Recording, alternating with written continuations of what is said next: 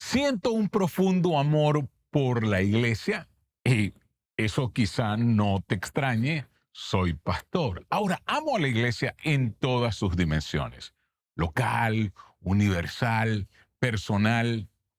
Sin embargo, ¿qué imagen evoca la palabra iglesia para ti? ¿Es la actual o aquella donde solías asistir o la de la infancia? Sí, iglesia. Ese lugar donde algunos encuentran paz, otros encuentran el amor y otros, bueno, encuentran el sueño, pero tranquilos, hoy no quiero sino mantenerlos despiertos. Lo que nosotros pensamos de la iglesia no se parece en nada a lo que pensaban las personas de la iglesia del primer siglo. Ahora, cuando digo iglesia, ¿qué viene a tu mente? El edificio con la cruz gigante, el coro desafinado de los domingos por la mañana o tal vez los 10 mandamientos. Mira, estamos en el inicio de nuestra serie Tribu, redescubriendo la verdadera comunidad. Sí. Y en antropología, tribu se refiere como un grupo social con características comunes. Algunas veces tiene que ver con un territorio compartido, pero en la mayoría de las cosas, una lengua, una cultura común, una manera de actuar, incluso las cosas que les atraen. ¿Alguna vez pensaste en la cultura que Jesús vino a transmitir y a dejar a sus seguidores? Así que recuerdas la pregunta, ¿qué viene a tu mente con la palabra iglesia? En el primer siglo, a pesar del miedo, la comunidad jamás se aburría y su experiencia no dependía de elementos que son comunes para nosotros y son tan modernos como edificios, Biblias o bandas de música.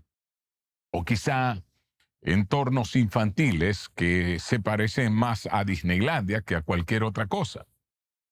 En ese primer siglo se celebraba la reunión a primera hora y el primer día de la semana, cuando se conmemoraba la resurrección de Jesús. Sí, ellos recordaban los domingos, que era el primer día de la semana, recordaban que Jesús había resucitado aquel día. Ahora, el domingo equivalía a lo que para nosotros es un lunes laboral. La reunión era antes de ir al trabajo. No era una institución formal, no tenía jerarquías ni estructura, sino más bien un movimiento basado en una convicción simple. Jesús de Nazaret era el Hijo de Dios, enviado por Dios para mostrarnos y explicarnos mejor a Dios y reconciliar al mundo con ese Dios.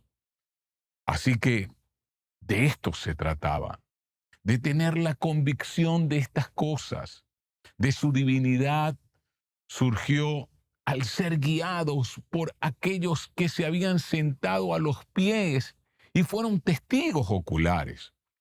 Así que al principio estaba Pedro, Juan, Jacobo, Bartolomé, todos esos apóstoles, más los testigos que vieron a Jesús ascender a los cielos. Porque entonces muchos de los de esa iglesia conocieron a los discípulos, sí, los que anduvieron con Jesús. En otras palabras, no se lo contaron, no fue un cuento, fueron testigos directos, vieron la resurrección, sí, el ta-ta-ta-tan de la historia. Sus creencias no estaban ancladas en las enseñanzas de Jesús. En otras palabras, sí, las enseñanzas de Jesús son maravillosas, Pero eso no es lo más grande. Lo más grande es quién era Jesús. Es más, ellos tomaban en cuenta sus enseñanzas por quién era Él. Había resucitado. Y eso es lo que hace la diferencia de seguir a Jesús con vivir en cualquier otra religión. La fe de estos testigos se basó entonces en un acontecimiento único y verificable, la resurrección de Jesús. ¿Y por qué digo que era verificable? Porque la tumba estaba vacía. Sí, porque estuvieron dispuestos a morir diciendo, lo vimos resucitar. ¿Quién hace un negocio y dice, bueno, inventemos una religión y qué vamos a obtener de todo esto? Bueno, ser torturados, perseguidos y asesinados. Vamos. Así que era todo lo que tenían al principio, mas eran buenas noticias. Jesús había eliminado gran parte del misterio que rodeaba a Dios y conocer a Dios, y había aclarado cuál era la posición de la gente respecto a Dios. Así que el tiempo pasó y las expresiones de fe fueron cambiando de generación en generación y de cultura a cultura. Sin embargo, el contenido original, el énfasis, el tono y la postura de nuestra fe, en otras palabras, la intención original de Jesús para su movimiento, son cosas que no podemos permitirnos perder de vista o desviarnos de ellas. Cuando la iglesia se desvió históricamente, las cosas se pusieron raras. Cuando la iglesia o una iglesia pierde el rumbo, entonces la gente sale herida, a menudo en nombre de Jesús. Se abusa con una excusa divina. En otras palabras, en el nombre de Jesús, vamos entonces a asesinar a esta persona. En el nombre de Jesús, vamos a perseguir. El nombre de Dios se estampa en el comportamiento que Dios mismo considera despreciable. No podemos perder de vista lo esencial, el ADN de nuestra fe, porque cuando la iglesia pierde su rumbo, también pierde su influencia. Afortunadamente, en cada generación hay reformadores. Sí, reformadores. Esos hombres y mujeres dispuestos a cambiar entonces las condiciones, a volver a lo original. Sí, esos reformadores que se levantan y dicen, no más, no en nuestra guardia. Llaman a la iglesia a volver a las enseñanzas de Jesús, a la versión original de nuestra fe y a su misión encomendada. Eso es lo que hacen. He aquí por qué esto es importante para ti y para mí. Somos administradores de la iglesia en nuestra generación.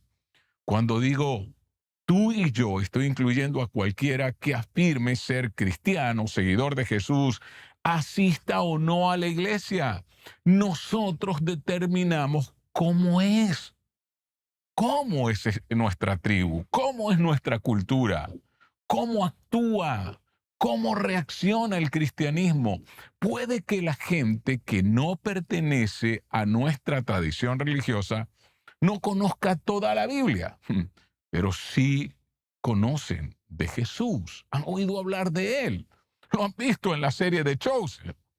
Esperan que nosotros entonces, que tú y yo actuemos y reaccionemos como Jesús si decimos ser seguidores de Jesús. Así que, entiende, nuestras acciones y reacciones confirman o niegan la autenticidad de nuestra fe. ¿Alguna vez lo pensaste? Cómo vivimos nuestras vidas es una imagen y un mensaje de lo que es la iglesia. Somos el reality show, no solo expresiones cristianas individuales. No es, bueno, yo vivo seguir a Jesús a mi manera. No, no te toca decidirlo a ti. Tus acciones y reacciones comunican si realmente crees lo que estás pidiendo a los demás creer. Si no eres cristiano, puede que sea lo único que hayas oído decir de un predicador como yo, con lo que estés de acuerdo. Es verdad. Espero que lo que tú predicas lo vivas y lo creas. Así que yo estoy feliz, porque tú que estás conectado, lo estás haciendo bien. Por eso quiero a esta iglesia, a esta comunidad de fe global. Y por eso líderes de todo el mundo vienen a aprender de iglesias irresistibles como nosotros.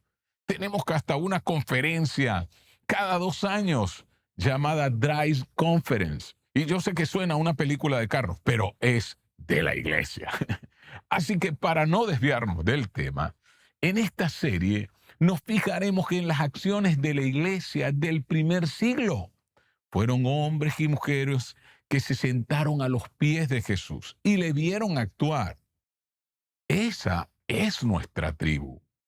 Pero primero veamos el término iglesia. La palabra española, iglesia, proviene directamente del latín eclesia. Sí, y el latín eclesia es un préstamo del griego antiguo eclexia. Y escucha, eclexia no es un término religioso, significa asamblea. Sí, significaba literalmente asamblea o una convocatoria. Se refería a la reunión de los ciudadanos libres en una ciudad-estado para discutir y tomar decisiones sobre asuntos públicos. Se utilizaba para cualquier asamblea, ya fueran hombres, mujeres, ciudadanos o un grupo de soldados. El término se traduce siempre como iglesia en el Nuevo Testamento, salvo un par de veces en el libro de los Hechos. Lucas entonces relata los viajes del apóstol Pablo. Y un ejemplo es un motín que ocurrió en Éfeso, donde un gremio de plata y metal temía que la conversión de la gente de Éfeso al cristianismo afectaran sus ventas de ídolos. Ellos hacían ídolos y si la gente se convertía, entonces ya ellos no iban a tener lucro. Allí entonces usa Lucas la palabra eclexía sin traducirlo como iglesia. Miremos para que entendamos. Dice, había confusión en la asamblea. Y usa la palabra eclexia, Lucas. Cada uno gritaba cosas distintas y la mayoría ni siquiera sabían para qué se habían reunido.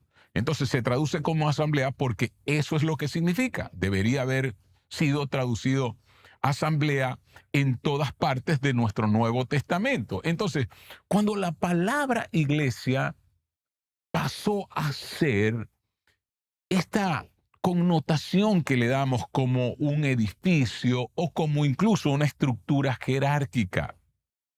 Eso ocurrió en el siglo IV. Tras la legalización del cristianismo en todo el Imperio Romano, los cristianos pudieron empezar a celebrar sus cultos en público. Ya se había acabado la persecución. Es más, muchos templos a dioses paganos fueron desalojados por el Imperio Romano y entonces se los entregaron a los cristianos para que hicieran sus reuniones allí. Así que los edificios utilizados para el culto cristiano se denominaban en griego kuriakos, que quiere decir casa del Señor. Casa del Curios, que era lo que se refería a un dios. Así que se trataba de cualquier tipo de señor, como un terrateniente o un señor de esclavos, incluso también se le podía llamar curiacos. Como el cristianismo se extendió en otros lugares, tenía su término para describir dónde los cristianos adoraban. Así que cuando estas palabras cubrieron toda Europa y llegaron a Alemania, ese término griego era Kirche. Kirche viene de esa palabra kuriakos, que también significa casa del Señor. Con el tiempo, el término evolucionó para incluir a las personas en el edificio e incluso a la institución religiosa jerárquica. Rápidamente, el lugar físico se convirtió en un punto de referencia y un símbolo de la comunidad misma. Era el lugar donde la iglesia, la asamblea de los creyentes, se reunía regularmente. Y quiero que me sigas, por favor, no te pierdas. A esto en español se le llama metominio, que es designar una cosa con el nombre de otra con la cual tiene una relación de contigüidad o dependencia. En este caso, el edificio se convirtió en un símbolo tan fuerte de la comunidad que la palabra iglesia, que originalmente se refería a la asamblea, a la gente que se reunía con un propósito, comenzó a utilizarse también para referirse al lugar donde la gente se reunía. Por eso muchos, cuando se habla de iglesia, se imaginan un edificio con la cruz grande. Voy a la iglesia, pinta la iglesia está abierta, está cerrada, incluso nosotros, seguidores de Jesús, llamamos a las instalaciones donde la gente se reúne, les llamamos iglesia. Pero sabes que no tiene nada que ver con la palabra original. Así que el resto es una historia muy desafortunada. ¿Por qué? Porque la eclesía de Jesús no es un edificio o un sistema jerárquico, sino una reunión con propósito, uniendo fuerzas para lograr juntos lo que solo no podríamos. Ahí está el sentido de esta palabra. Así que volvamos al siglo IV. La eclesía de Jesús se redujo a un lugar controlado por jerarcas. Si controlabas el lugar, controlabas a la gente y lo que se enseñaba. No tenían Biblia realmente para ese entonces. Tenían los libros, por supuesto, pero no habían conformado la Biblia como tal. Los libros que iban a canonizar. Entonces, la Biblia se seguía compilando para ese tiempo y en algunos casos estaba encadenada al altar para que nadie pudiese tomarla o arrancarle las páginas. Y la traducción de la Biblia estaba en gran medida confinada al latín, la lengua de la Iglesia occidental.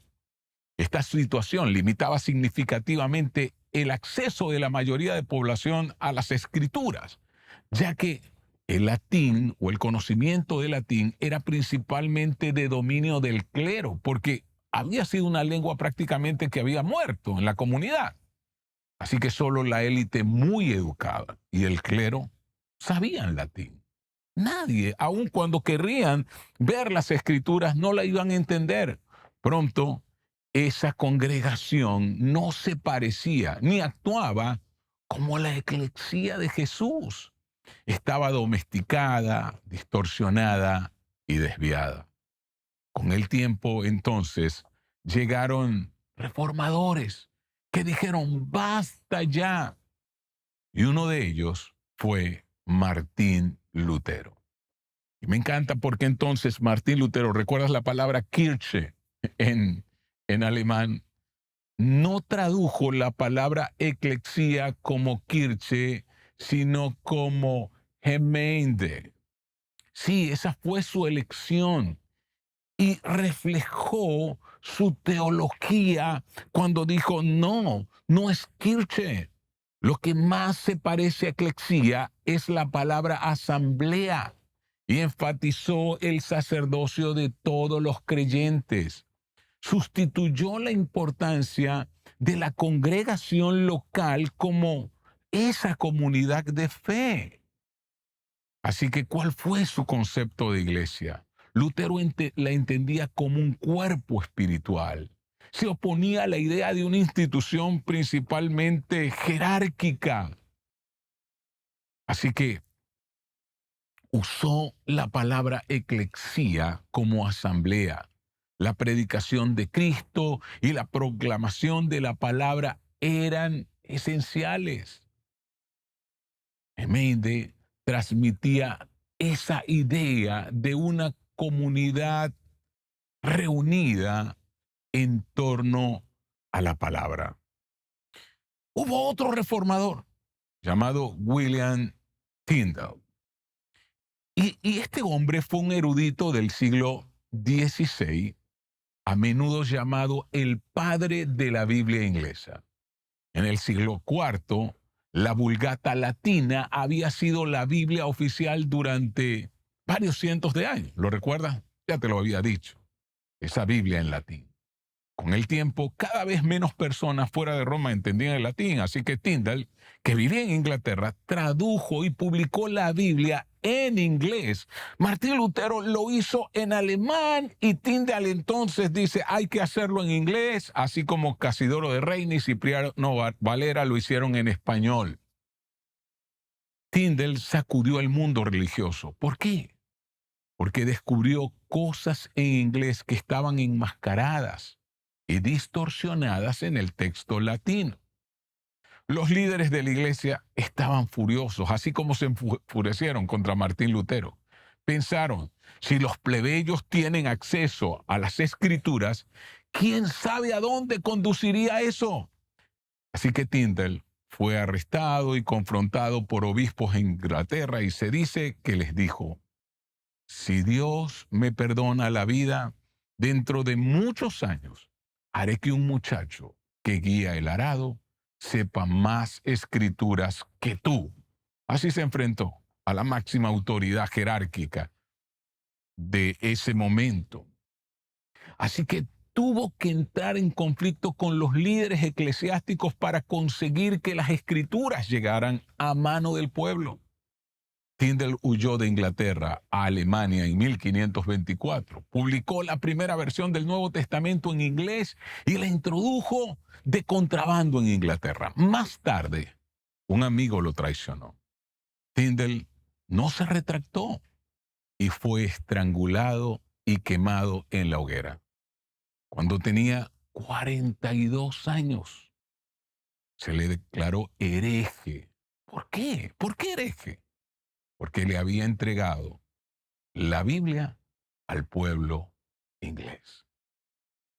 ¿Y por quién fue condenado? Por líderes que se llamaban a sí mismos cristianos y que creían que sus acciones honraban a Dios. ¿Sabes? Seguían una versión de la fe muy diferente a la de Jesús o el apóstol Pablo. Y esto es parte de la historia y no quiero que te pierdas ahora aquí. Varias cosas volvieron locos a los líderes eclesiásticos acerca de la traducción de William Tyndale del Nuevo Testamento. La más exasperante, el término que usaban para iglesia en inglés, church. ¿Saben que no aparece en ninguna parte de la traducción inglesa del Nuevo Testamento de Tyndale? Tyndale tradujo eclesía correctamente como congregación. Sí, no usó la palabra church, desplazando el centro de atención de un lugar a una asamblea de personas que se reúnen con un propósito y una misión. Así que los líderes de la iglesia decidieron años más tarde tener una versión oficial de la Biblia en inglés. Y esta se conoce, y quizás has escuchado, como la versión King James. Se publicó en 1611 y suscitó un debate en la iglesia. ¿Debía usarse la traducción de Tyndale de eclesía como congregación o asamblea al término church? El uso de congregación, asamblea, perdió. Y el término church se insertó en la versión King James para eclesía y se ha utilizado desde entonces. Ahora, ¿qué tiene que ver church con eclesía? El término eclesía aparece por primera vez en el Nuevo Testamento en boca de Jesús, en su respuesta a Pedro, mientras respondía correctamente a la pregunta de Jesús. Miremos que en Mateo, o registra Mateo, y allí en el 16:15 dice, ¿y ustedes quién dicen que soy yo? Preguntó Jesús.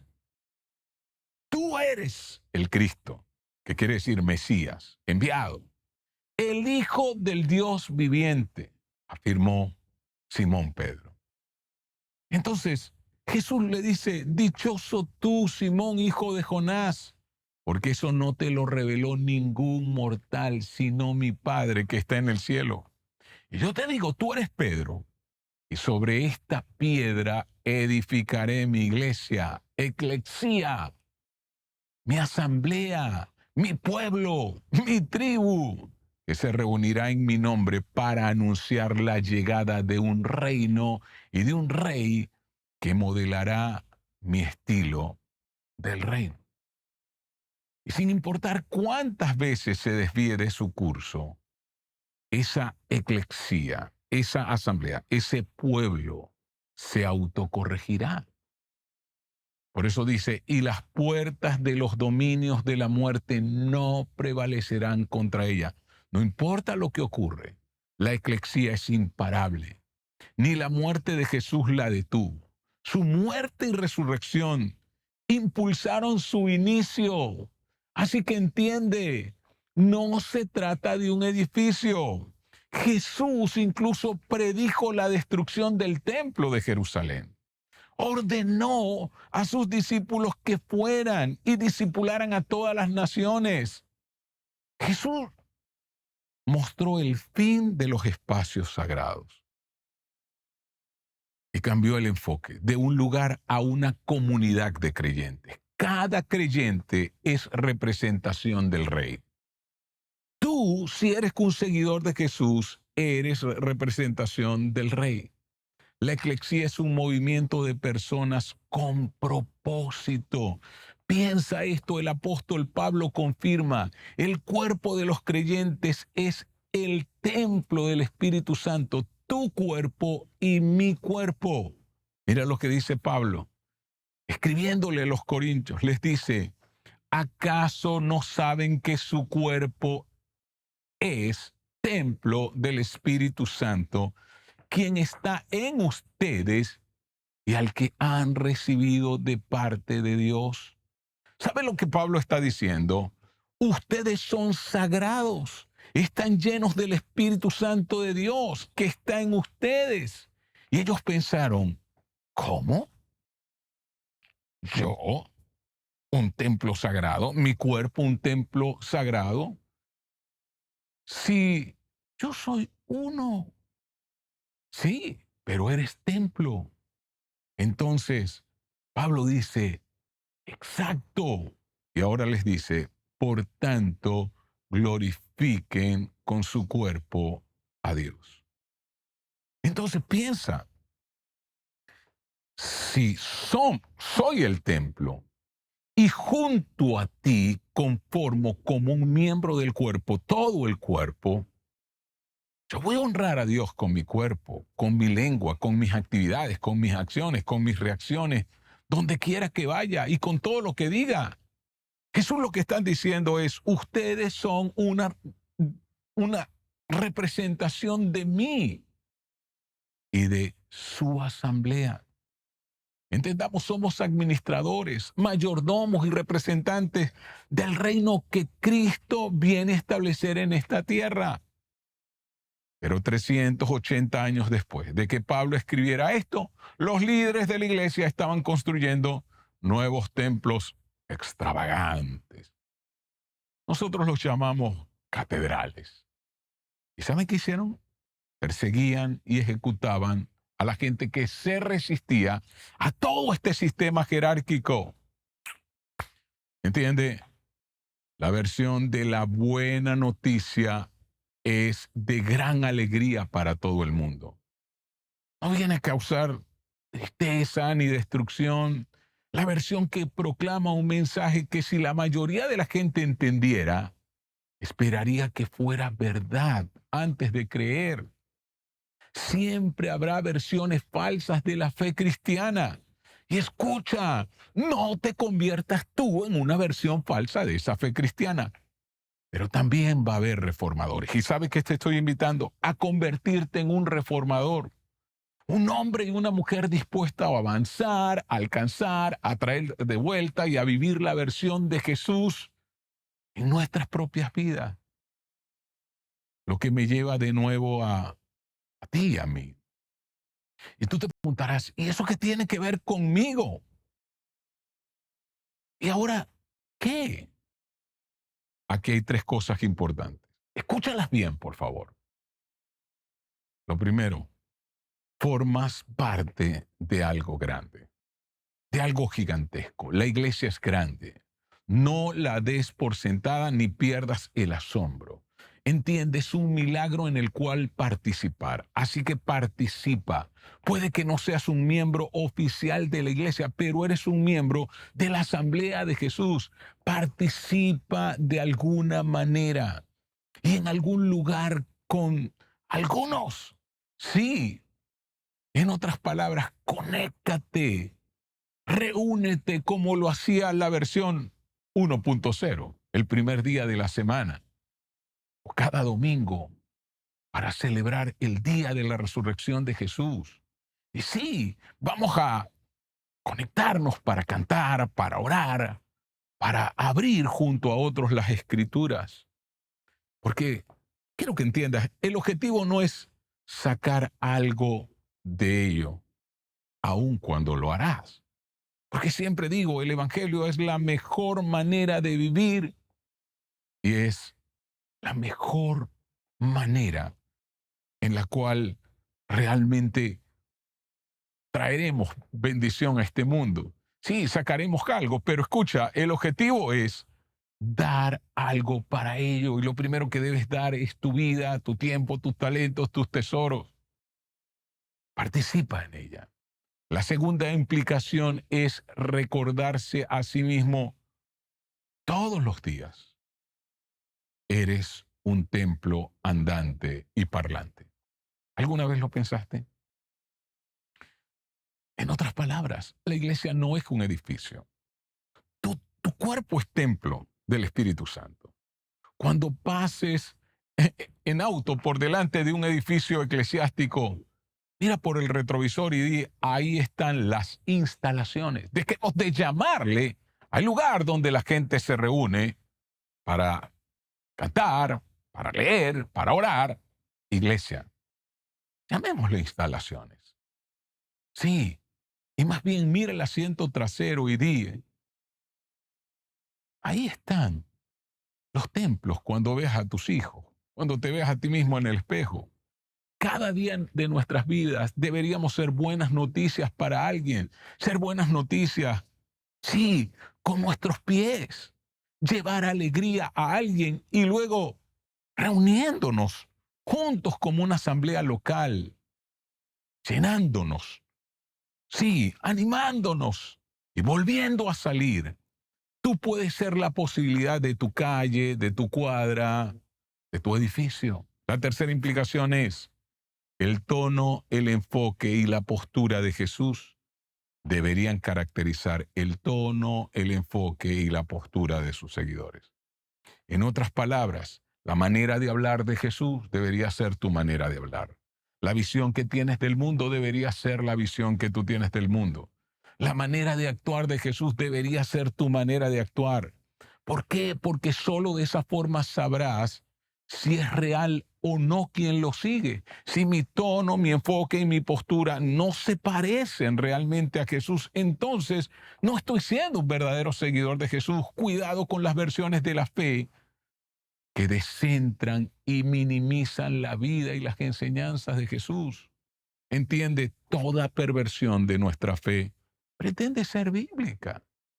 Dame 5 minutos o dale 5 segundos al señor Google y encontraremos una versión de la Biblia para apoyar y justificar cualquier cosa que quieras hacer, incluyendo ejecutar a alguien por publicar y distribuir una Biblia en la lengua vernáculo, como persiguieron a Martín Lutero, como persiguieron a William Tyndale, como persiguieron a Casidoro de Reina, y así a tantos reformadores que querían llevar la Biblia, sacarla de esa lengua muerta llamada latín y llevarla a todo el mundo.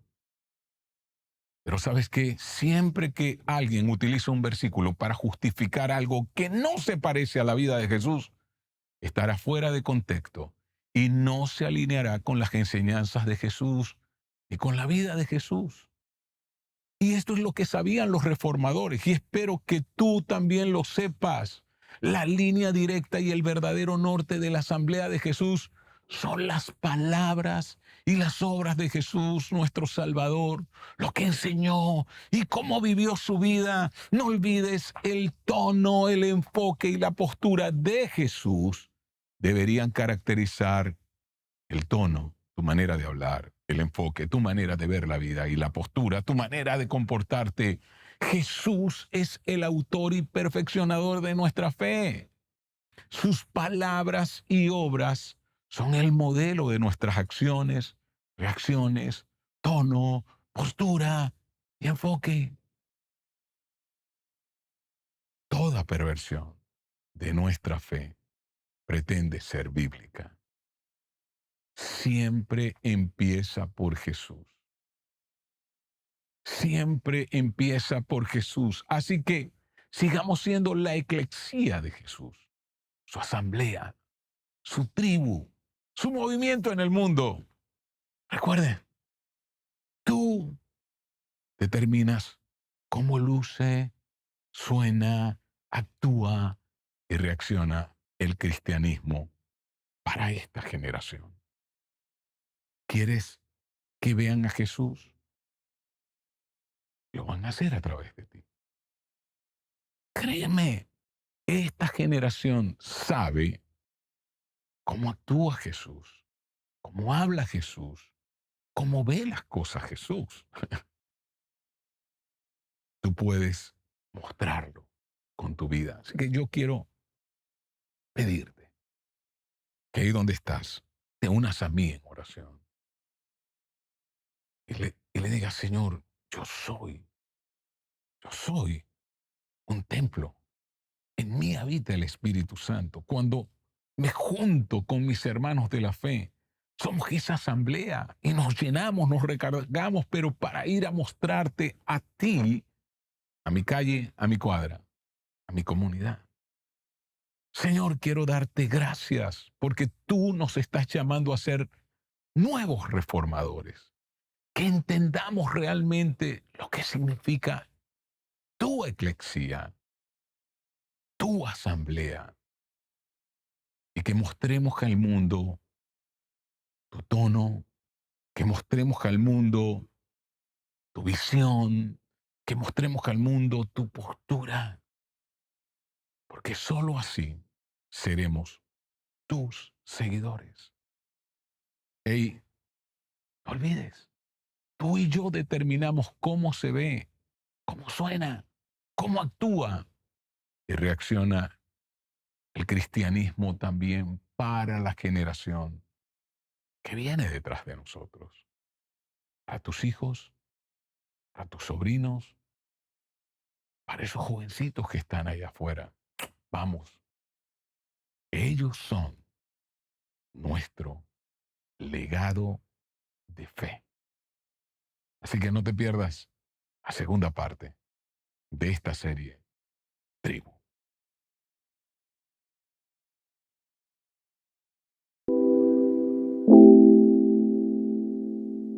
¿Conoces las formas de contribuir financieramente? Ahora donar es más fácil. Ingresa a yosoyglobal.org, ve a la sección Dar, selecciona tu campus, ingresa tu aporte y haz clic en Donar. Gracias por conectarte junto a nosotros. No olvides seguirnos en nuestras redes sociales, suscríbete a nuestro canal de YouTube Global Online y comparte esta reunión con otros.